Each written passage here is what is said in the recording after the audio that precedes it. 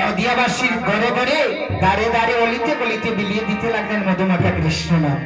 কলির জীবকে হাতে ধরে বিনয় করে বলছেন, একেবারে বলো রে মধুমাতা কৃষ্ণ নাম, একেবারে বলো রে মধুমাতা কৃষ্ণ নাম, একেবারে বলো রে। এখন এই কলির যুগে যে কৃষ্ণ নাম বিনে আর কোনো গতি নেই। গৌরহরি কি করছেন? গৌরহরি নবদ্বীপের মাটিতে গৌরহরিকে একটু জায়গা কেউ দিল না, একটু জায়গা কেউ দিল না যে গৌরহরি একটা বাড়িতে বসে কীর্তন করবেন। উনি রাস্তায় রাস্তায় ঠাকুর কীর্তন করেছেন। এটার অনেক কাহিনী, অনেক তথ্য আছে। তো গৌরহরি মনের দুঃখে কাঁদছেন যে একটা বাড়িতে আমাকে কীর্তন করার মতো জায়গা কেউ দিচ্ছে না, আমি কোথায় কীর্তন করবো? তো আরেকজন ভক্ত, উনি ছিলেন শ্রীবাস, উনি দেখেই চিনে ফেললেন, প্রভু প্রভু তুমি কাঁদছো কেন? তোমার চোখে কেন জল? তুমি কেন কাঁদছো? কাঁদবো না, তুমি কে? আমাকে চিনবে না? ও প্রভু আমি কেন কাঁদছি জানো? আমার দুঃখে কাঁদছি। এত বড় নদিয়া নবদ্বীপের মাটিতে এত ভক্ত, কিন্তু কোন ভক্ত আমাকে একটু জায়গা দিল না কৃষ্ণ নাম করার জন্য। তুমি কাঁদছো কেন? আমার বাড়িতে কীর্তন করবে, আমি কথা দিলাম। এই শ্রীবাস কে ছিলেন? কত শত ভক্ত ছিল নদিয়ায়, কেন গৌরা নাচে গায়ে শ্রীবাস সঙ্গিনায়, ওটার অনেক কাহিনী আছে। গৌরহরি আর কারো বাড়িতে কীর্তন করলেন না, শ্রীবাসের বাড়িতে প্রতিদিন গৌরহরি কীর্তন করতেন। কেন? শ্রীবাসের মতো ভক্ত আর কেউ ছিল না, ওটার অনেক কাহিনী আছে। শেষ তো গো, তো অধিবাসায় এক কথা বুঝলাম।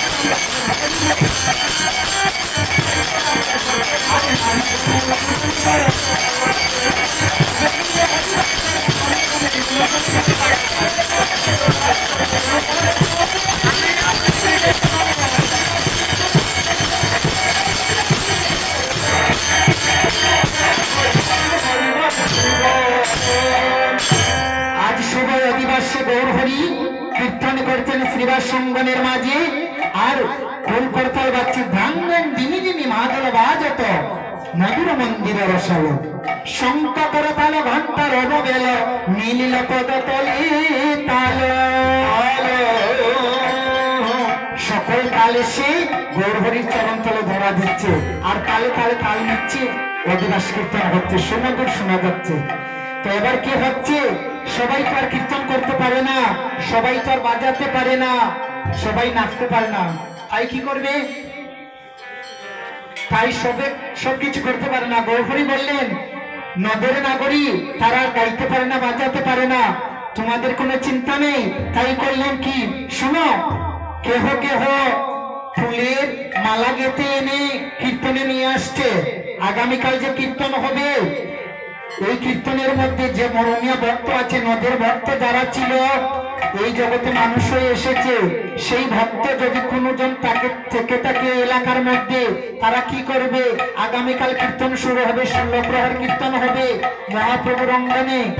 যার বাড়িতে ফুল আছে ওনারা মালা গেঁথে মহাপ্রভুর জন্য নিয়ে আসবেন, যার বাড়িতে চন্দন আছে একটু চন্দন পিষেও নিয়ে আসবেন, এটা ভক্তের পরিচয়। আচ্ছা, এদিকে কি হচ্ছে, আরে পিরিতি ফুল সরে মহরম বেদল, পিরিতি ফুল সরে মহরম বেদল,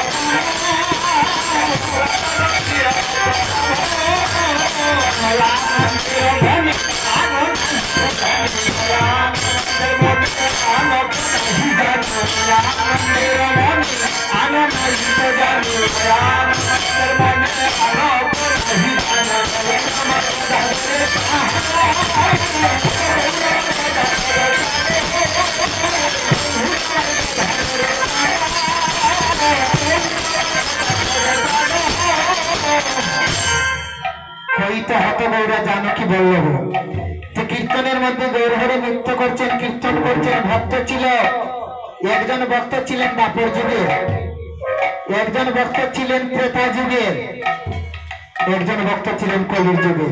তো ত্রেতা যুগের ভক্ত গৌরহরিকে দর্শন করে বলছে, না না, ও গৌরহরি নয়, ওকে দেখে বলছে কি জানো, তোমরা কি দেখছো, ওই যে নৃত্য করছে সোনার মানুষ, সবে কি বলছো, সবাই বলছে উনি তো গৌরহরি, কলির যুগের ভগবান। বলছে না না, উনি ছিলেন ত্রেতা যুগের বীর হনুমান। উনি এই যুগে ভক্ত মুরারি গুপ্ত হয়ে কলির যুগে জন্ম নিলেন। উনি বলছেন না না, তোমরা যা দেখছো আমি তাই দেখছি না, আমি দেখছি ও গৌরহরি নয়, আমি দেখছি জানকী বল্লভ। জানকী বল্লভ কে জানো না? সীতাপতি রাম। আমি দেখছি রাম, কারণ উনি যে ত্রেতা যুগের ভজন করছেন, তাই উনি বলছেন আমি গৌরহরি দেখছি না। আরেকজন ভক্ত বলছে তোমরা যা দেখছো আমি তা দেখছি না, নয়ানন্দের মনে আনো নাহিক জানে। বলছে যে যাই বলো না কেন, গৌর আমার গদাধরের প্রাণ। এদিকে